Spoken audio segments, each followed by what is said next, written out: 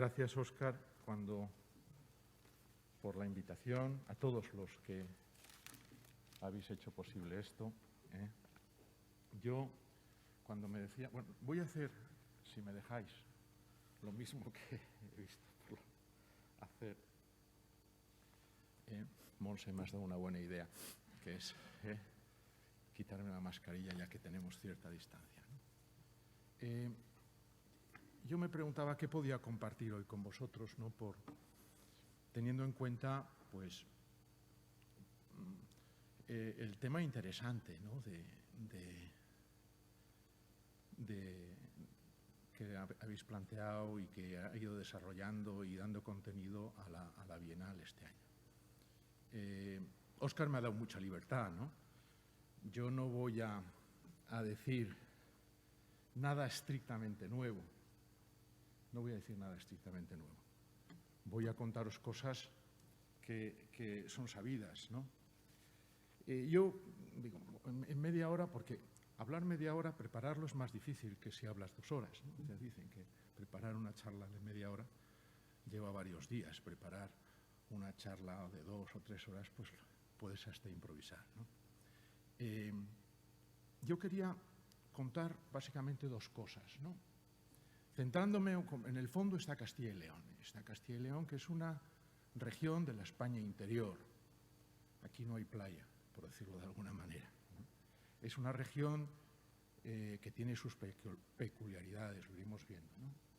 Pero que indudablemente estamos inmersos en este debate, ¿no? Un debate que es un debate antiguo. No sé, los que tenéis cierta edad os acordaréis de La Bordeta y aquel programa de España en la mochila, ¿no? Pero precisamente alguien que era fiel a La Bordeta, Sergio del Molino, en 2016, introdujo en el debate, podríamos decir, un golpe, le dio un golpe, ¿eh? Y ese golpe, pues fue su libro, ¿no?, de La España vacía, que curiosamente se ha ido transformando en la España vaciada, ¿no? Y no es lo mismo la España vacía que la España vaciada, ¿no? Porque la España vacía parece que estaba vacía de siempre y la España vaciada parece que alguien la ha vaciado hace poco. Bien, pues yo creo que desde el punto de vista de la población, un geógrafo y un economista de Zaragoza han hecho el trabajo más relevante, Collantes y Pinilla, ¿no? Y cuando hablaban precisamente de Sergio de Molino, decían con sencillez: contamos para analizar este tema con datos rigurosos, argumentos fiables, y lo que dice es que lo que encontramos, más bien, es una serie de mitos frecuentemente repetidos que no por ello se corresponden con la realidad. Lo rural, y yo voy a hablar de la ciudad y del campo, no voy a hablar de la España vacía. Lo rural no puede ser medido exclusivamente por la realidad de la despoblación. El medio rural es diverso, complejo, amplio, incluso reacciona, ¿no? Lo rural ha muerto, viva lo rural, y lo dice alguien que vive en el medio rural, ¿no? También un aragonés, ¿no? Este libro es muy interesante, porque es un libro de me cago en 10, ¿no? Yo que vivo en un pueblo de 100 y pico habitantes y llevo toda la vida dedicándome a algo que no sé explicar a mi madre, que es eso del desarrollo rural. Llevo 20 años y no sé explicarle a mi madre qué es lo del desarrollo rural. Sin embargo, ahora resulta que estamos en la España vacía. Pues no, porque claro, lo rural es todo. Fijaros, esto es un mapa que acompaña a la Ley de Desarrollo Sostenible del Ministerio. Todo lo amarillo y todo lo verde es rural. España es rural, es un territorio rural. La densidad media de España lo demuestra. Es verdad que hay otras densidades medias más bajas, pero, claro, lo rural es todo y lo rural es diverso. Fijaros, simplemente por mostrar algo en Castilla y León, más allá de la despoblación es algo que tiene muchísima inercia. Es algo que empieza en 1900.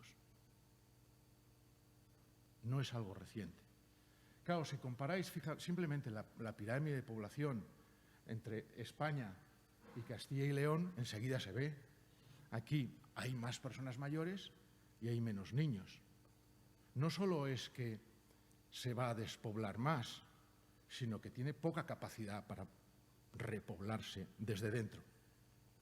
Pero claro, estamos hablando de un territorio que tiene 2.248 municipios. En 60 municipios, que son mayores de 5.000 habitantes, y estoy cogiendo lo urbano en un sentido amplio, estirado, porque por encima de 20.000 habitantes es lo que se considera habitualmente urbano, lo estiro y cojo 60 municipios. Y tengo 1.600.000 habitantes. En el resto, que son 2.000, no sé cuántos, 2.188 municipios, viven ni siquiera la mitad. Tenemos a más de 2/3 de la población viviendo en el 5% del territorio. El 5% del territorio. Claro, esa es la realidad. Como decía Mark Twain, ¿no? La realidad es tozuda, los hechos son tozudos. Las estadísticas son más flexibles. Podemos hacer esto y contarlo de una manera, contarlo de otra. En Castilla y León, la realidad es que lo urbano es esto.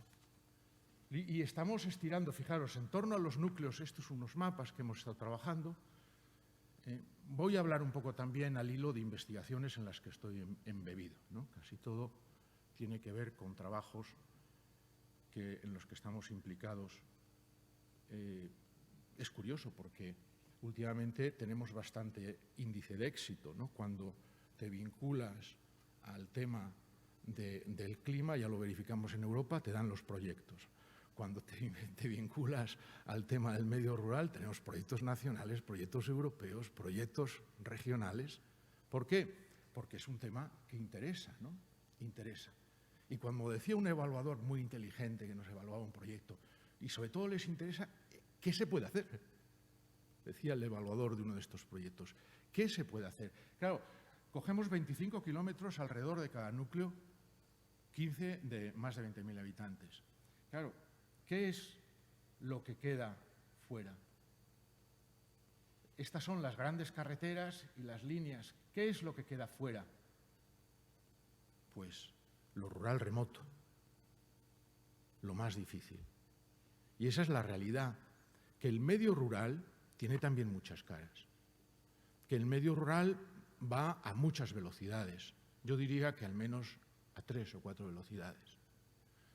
En el tema de Castilla y León, fijaros, con estos dos mapas os muestro dos realidades, las dos Castillas y Leones más evidentes. Una es zonas de cultivos por municipios. Perdón.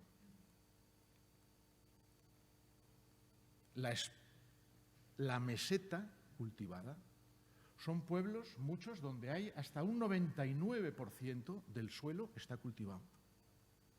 Es el entorno de Valladolid, la Tierra de Campos, la Moraña, lo que podríamos llamar la campiña cerealista. Pero el 30% de Castilla y León son montañas. Y en esas montañas es lo contrario, es el negativo casi, no es exactamente, pero casi es el negativo del positivo. Tenemos municipios que tienen hasta un 99% de su territorio es bosque o dehesa, arbolado. Y esto está mucho peor. Es un espacio más difícil, es un espacio más despoblado, es un espacio donde las dificultades son más grandes. El territorio de montaña en toda Europa ha sido el territorio que ha sufrido la despoblación, de verdad. Pero cuando, por ejemplo, la Comunidad Europea preparaba estos documentos de la Agenda 2030, cuando ponía ejemplos de dónde está teniendo el medio rural grandes problemas, no salía España. Salía Polonia, salía Finlandia. ¿Me explico? El tema del medio rural, yo no sé, yo a veces viajo a Estados Unidos. Si queréis ver lo que es un medio rural con dificultades, iros a Texas. Texas, que es muy rico. Hay una película por ahí que se ha traducido muy mal, que se llama Comanchería, pero que es Hell or High Water, que es decir, o estás en el infierno o tienes suerte porque tienes petróleo. En el medio rural, que se están rehaciendo las explotaciones mínimas por el tema de la nueva economía, ¿qué ocurre? Los pueblos están abandonados. Las Main Street no tienen ningún edificio uso. O sea, el medio rural tiene dificultades. Hay un gran debate en el mundo anglosajón por qué las ciudades medias pierden. ¿Por qué las ciudades medias pierden? Por lo tanto, no es un problema nuestro, es un problema que, sin embargo, tiene lugar, y para mí me parece esto importante, en un contexto, cuando el debate empieza antes, pero con la pandemia el debate se acelera. Se acelera tanto desde, podríamos decir, el diagnóstico como desde las oportunidades. Podríamos decir, si estamos en el fondo buscando un hábitat más sano, si el gran argumento que dirige el urbanismo hoy en día, y esto se ve, es la lucha contra el cambio climático y sus derivados, la realidad es que el medio rural tiene algo que ofrecer, pero ¿cómo pensamos lo rural y lo urbano? Pues os diré una cosa, académicamente, lo rural y lo urbano se sigue pensando como se pensaba hace años. Los modelos clásicos. Se sigue pensando con círculos, con triángulos y con cuadrados. El medio rural es diverso, pero el medio rural está medido en relación con lo urbano. Y esto es una de las cuestiones más importantes, porque el medio rural, y hay estudios muy buenos, por ejemplo estos de Prada, que a mí me parecen muy interesantes, que analiza los paisajes rurales, sobre todo de la Castilla interior, en este caso Sayago, el paisaje que no es el núcleo de población, un paisaje que en un pequeño municipio es un paisaje variado, un paisaje que es un paisaje antrópico, que es un paisaje profundamente humanizado.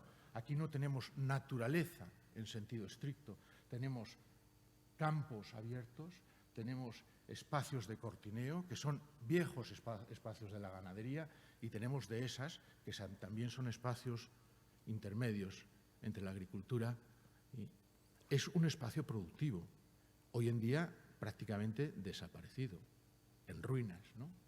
¿Por qué? Pues porque la vida está en las ciudades. Esa idea de la España llena, la España vacía, la gente quiere vivir en ciudades, como decía Aristóteles, porque viven mejor. Se puede ir al campo. Claro, todavía vivimos. El campo es esto, ¿eh? El campo es el espacio del paraíso. El espacio donde uno huye del mundanal ruido, desde Thomas Hardy, la ciudad y el campo. Un campo sin dolor, como decía un gran analista, ¿no? Un campo sin esfuerzo, un campo que visitamos los urbanitas los domingos, ¿no? Y es la realidad, porque luego existe determinado campo, que es el suburbio, y Rifkinski, un profesor de Pensilvania muy inteligente, lo conoceréis por aquel famoso libro La casa, historia de una idea, que le hizo muy famoso, ¿no? Pero él, uno de sus últimos libros es The Last Harvest. ¿Cuál es la última cosecha? La urbanización. La urbanización es la última cosecha. ¿Qué ocurre? Que el campo en determinados lugares desaparece. Porque el campo también es la posibilidad de un territorio alternativo, la posibilidad de la construcción de una utopía. Eso que hacían también, pensaban también Ebenezer Howard y sus seguidores. Pero ¿qué decía Bernard Shaw, que era compañero, también fabiano y amigo? ¿Cómo le llamaba Bernard Shaw a Howard? My simpleton hero, mi héroe simplón. Oh, tienes unas ideas que no van a ningún lado, le decía a su gran amigo, ¿eh? Claro, era ya sabéis eso de la fiera de mi niña, era un cínico. Y muchas veces nos aproximamos a la realidad. Claro, el campo también es refugio. El cambio es el refugio. Nos vamos al campo porque huimos de la ciudad, pero ¿cuántos pueden refugiarse en el campo? ¿Cuántos tienen esa oportunidad? Frank Lloyd Wright se reinventa a las afueras de Phoenix, ¿no? Pero el campo, curiosamente, siempre está interferido con la ciudad. Incluso puede ser el lugar del nuevo urbanismo. Ese medio suburbano de transición. ¿qué es estrictamente el medio rural? ¿Cómo lo interpretamos? Desde hace un tiempo hay una reflexión importante sobre esto. Curiosamente lo hacen básicamente daneses, algunos franceses y holandeses, que tienen un espacio muy particular, algunos flamencos, conurbado. Es la agrociudad. Es posible la agrociudad, una interferencia poderosa. Es lo que decía Cerdá: rurizad lo urbano, urbanizad el campo, lo rural. Bueno, en el fondo, la dialéctica campo-ciudad es una dialéctica territorial. Este es un famoso mapa que está en Lombardía, en La Piedra. Es un mapa del año, pues será de la edad del bronce, edad del hierro, año 600 a.C. Pero es un mapa donde habla ya de un territorio urbanizado, humanizado.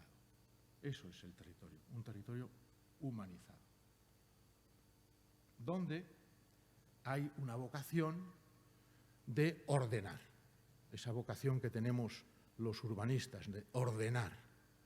Y Hilbersheimer es muy curioso la conversión que tiene, ¿no? Pasa de la ciudad vertical, cuando está en Alemania, esa ciudad mineral absolutamente, se va a Estados Unidos y empieza a pensar en la ciudad, en la naturaleza. La ciudad paisaje, dice él. Existen muchas utopías, existe mucha investigación, desde los nazis hasta los hippies, pensando, simplifico un poco lo de nazis y hippies, ¿no? Pero pensando que yo quiero huir de la ciudad, lejos del mundanal ruido, y eso construye el campo. Para mí uno de los proyectos más significativos es de un jovencísimo Kiso Kurokawa, que vuelve después de un terremoto, fijaros, a hacer un proyecto resiliente, quiere hacer un proyecto resiliente. Está a punto de fundar con otros alrededor de Kenzo Tange los metabolistas y ve destruido el territorio. Y entonces se le ocurre a un jovencísimo arquitecto esta ciudad, la ciudad agrícola. ¿Cómo puedo, que es uno de los primeros proyectos metabolistas, ¿no? ¿Cómo puedo hacer que la arquitectura cree valor sin perder la identidad del paisaje, la identidad? Y esto es un tema, porque es un tema, hay mucha reflexión, la metrópolis que lo invade todo. Una reflexión, por ejemplo, es interesante, Andrea Branzi estaba aquí metido cuando era joven y por ejemplo, en esta última exposición que hizo de curator Rem Koolhaas en Nueva York, que era el futuro del campo, de countryside, más bien el campo como futuro, de countryside as a future, ¿no? Pues realmente se apoyaba mucho en estos proyectos. ¿Qué son? Proyectos del norte de Italia, proyectos de Flandes, proyectos que es posible que la ciudad conviva con el campo en un hábitat diferente. Podemos administrar con inteligencia la baja densidad. Y hay unas reacciones contrarias, que es no, llevemos el campo a la ciudad de una manera un poco artificial. Y esto es el debate, un debate que es interesante, es muy interesante. Incluso en proyectos de escuela, en un proyecto de Architectural Association, pensando después en Haití, después de una gran crisis, ¿qué se puede hacer, ¿no? ¿Se puede hacer algo? Esto es un poco la ciudad paisaje, la ciudad campo, el campo urbanizado. Son temas que nos llevan a la raíz del problema. La raíz del problema, en el fondo, es, y esto es superestudio, es el 72, un magnífico collage que se llama Vida, Educación, Ceremonia, Amor, Muerte. Bueno, la vitalidad que tenía esta gente reflexionando sobre el futuro surgía de su disconformidad sobre la ciudad que se estaba construyendo en su tiempo, en los años 70, el triunfo de eso que llamamos el movimiento moderno, el funcionalismo. Y ellos, en el fondo, que dicen, y otros, Lefebvre, que es ideólogo de los situacionistas, lo que necesitamos es cambiar el estilo de vida.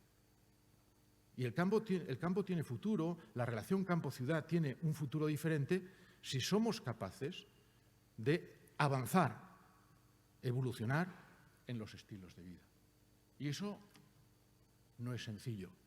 Pero yo creo que los que estamos aquí, no sé si somos muchos o somos pocos, si estamos en familia o no, pero somos una gran familia, la arquitectura en este problema, y yo creo que esto es una buena muestra, y yo rindo un pequeño homenaje a partir de ahora a la Bienal, la arquitectura es creadora de valor, o ha de ser creadora de valor.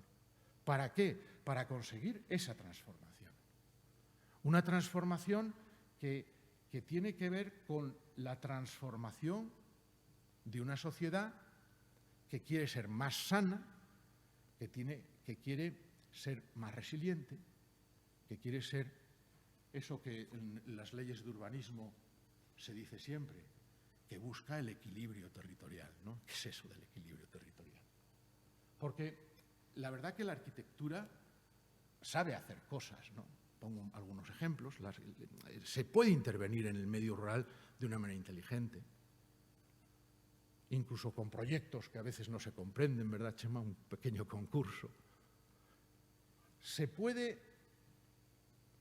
O sea, estas cosas que ocurren aquí, hay un movimiento en muchísimos sitios por introducir esos estilos de vida en el medio rural, que no son estilos de vida urbanitas, sino que son estilos de vida mixtos, estilos de vida híbridos.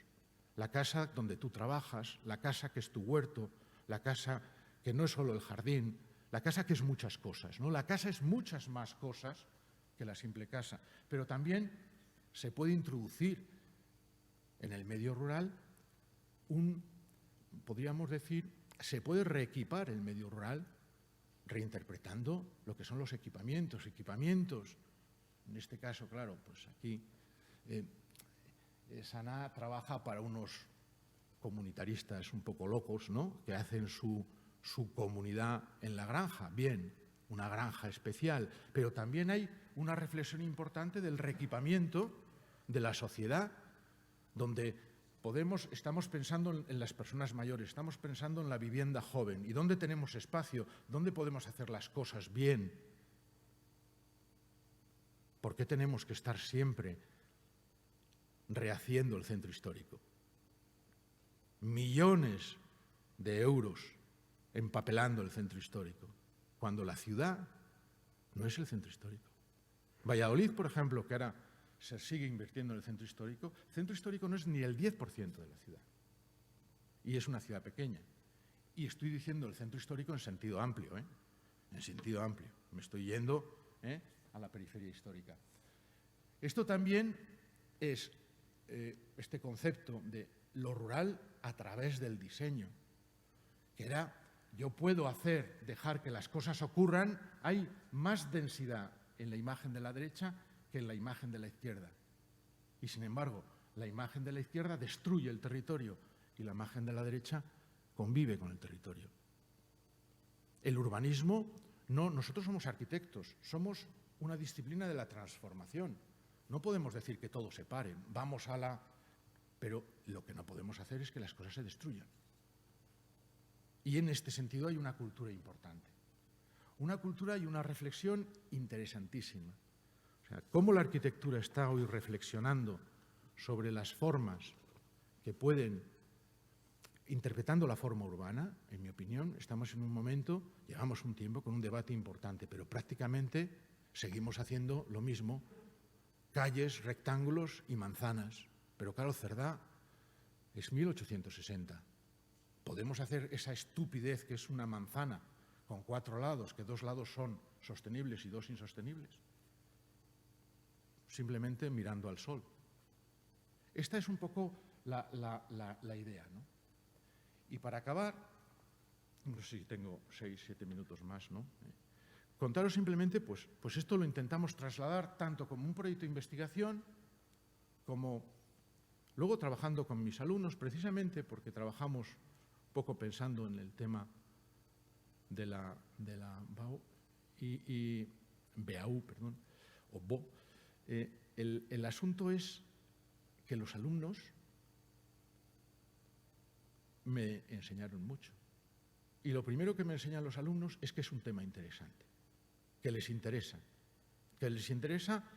esta idea de medio rural puede ser pensado como un hábitat de futuro, no solo como un lugar, refugio, no solo como un espacio donde tenemos que mantener servicios. Existen muchos medios rurales, existen muchas maneras de habitar el medio rural. Y trabajando en Paredes de Nava, ya os digo, lo primero que decíamos, vamos a comprender. Paredes de Nava es un municipio al lado de la Nava, no voy a enrollar mucho, que es un espacio que se deseca y luego se vuelve a crear. Primero se deshace el humedal para tener más tierra agraria y luego se regenera. Y ahora tenemos allí una zona protegida y un humedal muy importante, con muchísimas aves. Bueno, un territorio que cuando uno lo atraviesa lo ve un poco hostil, lo ve desarbolado, cultivado, donde aparecen otras estructuras. No sé si se ve aquí, pero ahí están los molinos de viento. No sé si se ven en la diapositiva, yo desde aquí no los veo. Que tiene, Paredes de Nava, que tiene una demografía imposible. Esto es la pirámide de población de Paredes de Nava. Un municipio que antes de la guerra llegó a tener 6.000 habitantes, y ahora tiene apenas 2.000. Claro, y entonces, trabajando ahí, primero comprendiendo, lo primero que hacemos es, este paisaje, que no estamos ni en la alta montaña ni en la costa, no es un paisaje relevante, es un paisaje, sin embargo, interesante. Es un paisaje donde la arquitectura puede descubrir cosas, donde se pueden incluso ver las cosas de otra manera, lo que yo llamo los paisajes intermedios, la cantidad de cosas que hay y no vemos, arroyos, caminos, porque podríamos decir, el núcleo es el hábitat y lo otro es la explotación de la PAC, la hostilidad de la agricultura con el territorio. Se podría hablar mucho de la agricultura también, ¿no? Pero no es el tema aquí, ¿no? Y entonces vemos, bueno, podemos dibujar el territorio de otra manera. Ese territorio podemos destacar, por ejemplo, los cursos de agua. Aquí está el Canal de Castilla, lo veremos, pero que es el verdadero curso de agua. El curso de agua verdadero es un curso de agua artificial. El río Retortillo apenas se ve. Lo que se ve es el Canal de Castilla, pero hay muchos espacios. La vegetación, nuevas relaciones, lo que está poblado, las infraestructuras, y podemos pensar el territorio de otra manera, poniendo en valor algunos de sus elementos. Por ejemplo, este es un antiguo asentamiento que ahora se está intentando recuperar, ahora el ayuntamiento negociando con la Confederación Hidrográfica, pero esto es el Canal de Castilla, es un bien de grandísimo valor que pertenece al Estado. Y luego el propio espacio que con su forma, su morfología, fijaros, esta imagen es una imagen de los años del vuelo americano famoso, justo después de la guerra, años 50. Y si veis, todo lo que hay alrededor son zonas de trillo, son las eras. Pero el casco histórico ya está es prácticamente el actual. Ahí aparece un polígono industrial, algunas cosas, pero prácticamente aquí vivían 6.000 personas y aquí hoy viven apenas 2.000 personas. Claro, ese caserío que podemos analizar, podemos valorar, podemos estudiar, podemos darle sentido, descubriendo cosas extraordinarias. Por ejemplo, este pueblo tiene 4 parroquias importantes, una de ellas con un gran valor, porque podríamos decir, están las pinturas de Berruguete, Entonces, podemos reinterpretar la periferia, la relación con el entorno, pero sobre todo podemos darnos cuenta de que dentro de este espacio todo esto es lo que está en mal estado. Es mucho, lo que está abandonado o en ruina. Y tenemos una oportunidad no solo para analizarlo, que yo estoy ya... Los urbanistas a veces vivimos en el análisis parálisis, análisis, en el diagnóstico. Pero claro, hay que demostrar que hay cosas que son posibles, que este caserío tiene posibilidades. Por ejemplo, un caserío que en el fondo tiene una complejidad extraordinaria, pero que es accidental, porque está hecha de herencias, de repartos, de abandono, de una economía que abandonó el casco histórico hace ya 60 años.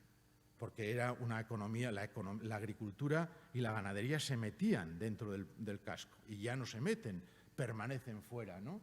Entonces, de repente, dices, vemos el parcelario y decimos, ¿y si empezamos a manipular el parcelario?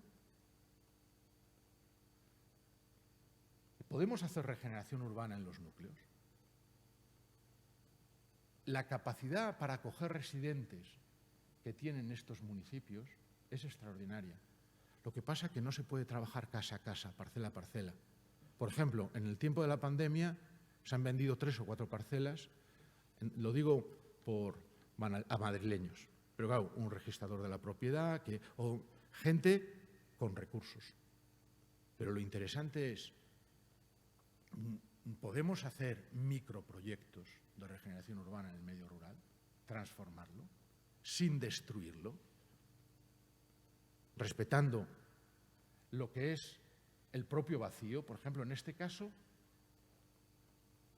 prácticamente se interviene solo en vacíos, con la mitad de la densidad que da el plan si se intervenía parcela a parcela. Esto es para mí importante. Me explico. Con la mitad de la densidad que daría el plan en las normas vigentes si interviniéramos parcela a parcela.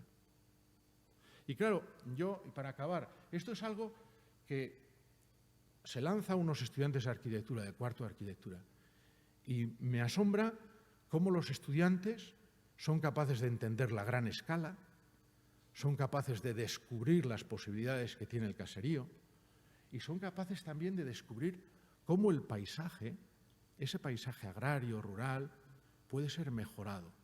Tiene una extraordinaria capacidad de mejora. No plantando arbolitos disciplinados como en la ciudad, con alcorques, uno tras otro desfilando.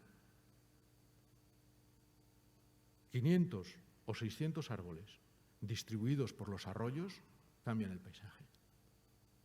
Y no es prácticamente dinero. Lo que pasa es que hay que ponerlos de una manera totalmente diferente. ¿Qué quiero con esto deciros? ¿Es posible el medio rural como hábitat futuro? La arquitectura tiene algo que decir, tiene mucho que decir. La arquitectura es creadora de valor. Ahora bien, ¿está nuestra sociedad dispuesta a evolucionar en sus estilos de vida para que esto sea posible? De una manera masiva, no de una manera individual. Un fulanito que está como aquello, ¿no?, de unos que se hacen una comuna por allá. No, sino de una manera... Esta es la pregunta. La pregunta es, ¿nuestra sociedad que habla de lucha contra el cambio climático, esto es una cosa que va de abajo arriba o de arriba abajo? Nuestra sociedad que quiere ser más resiliente, quiere ser más sostenible, ¿esto va de arriba abajo o de abajo arriba?